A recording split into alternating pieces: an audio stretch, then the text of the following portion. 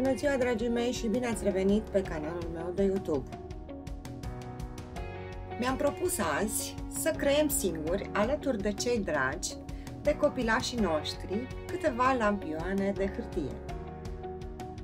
Și pentru acest lucru avem nevoie doar de câteva lucruri pe care le regăsim cu siguranță în fiecare casă.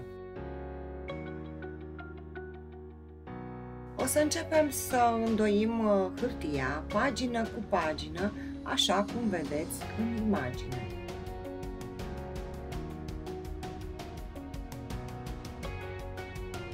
Nu este foarte complicat, ba chiar deloc, însă trebuie să aveți grijă să duceți marginile fiecărei hârtii cât mai aproape de cotorul cărții.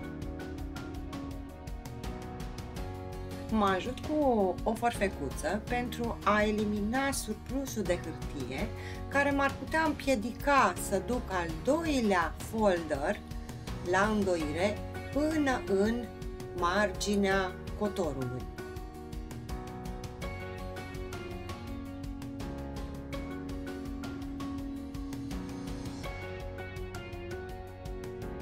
Încerc să îmi păstrez aceeași dimensiune pentru fiecare îndoitură a fiecărei pagini. Dar dacă nu sunt identice, nu e nicio problemă.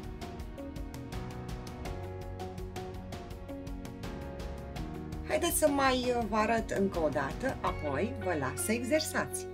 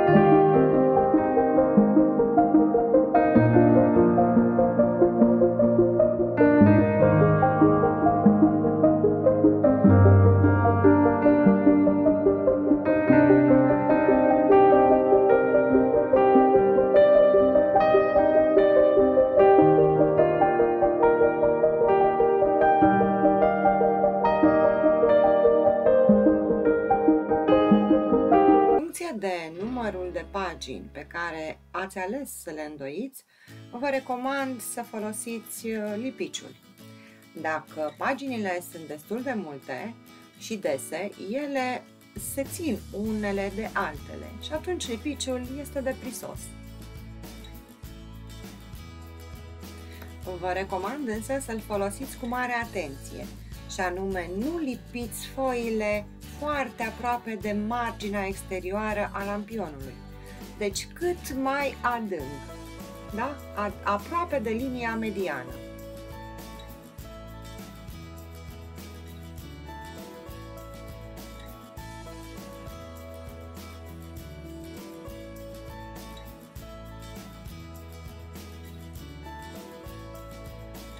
După lipire, potriviți cât se poate de bine lampionul să fie uniform și lăsați-l la uscat. În acest moment trecem la partea de accesorii.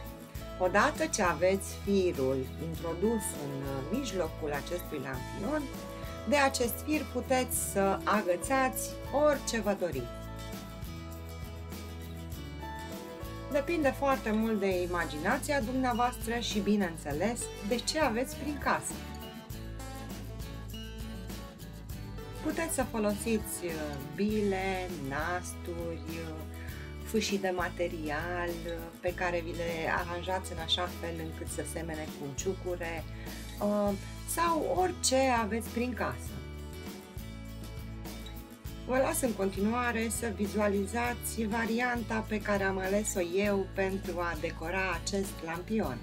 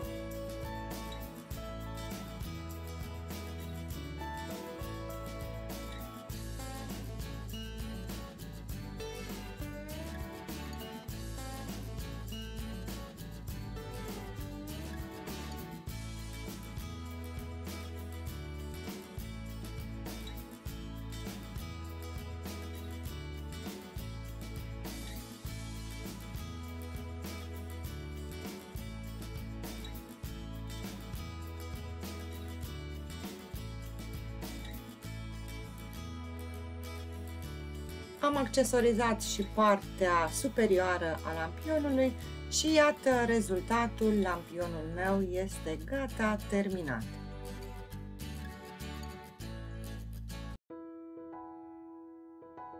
Mi-am propus de această dată să vă arăt un alt model de decorare a unui alt lampion. După cum vedeți, eu am mai lucrat încă unul și apoi încă unul pe care îl voi decora în continuare folosind hârtia. De ce nu?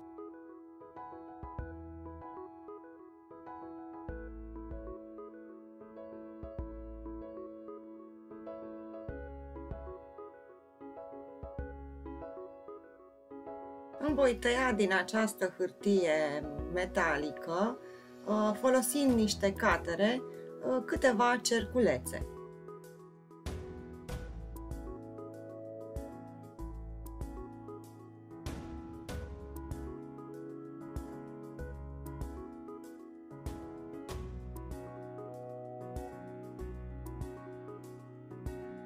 Pentru vârful lampionului am nevoie de un conuleț realizat dintr-o jumătate din acel cerculeț decupat, pe care îl lipesc și apoi îl așez în vârful lampionului.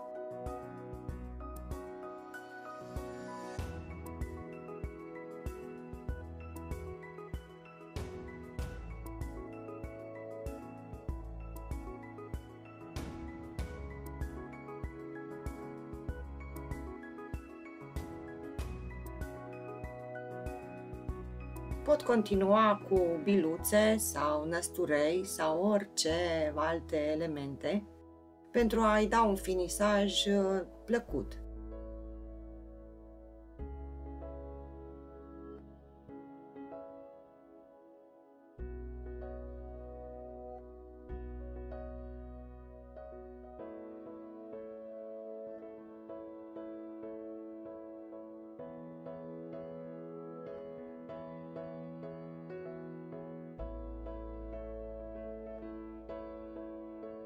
Am continuat să folosesc accesoriile de metal pentru că mi erau la îndemână, însă dumneavoastră puteți să le înlocuiți cu un șnur, o danteluță sau orice vă doriți.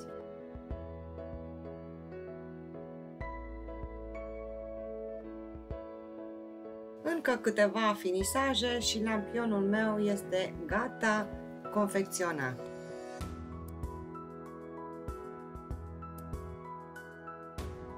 Sper că ați înțeles foarte bine pașii, modalitatea de a construi un astfel de lampion.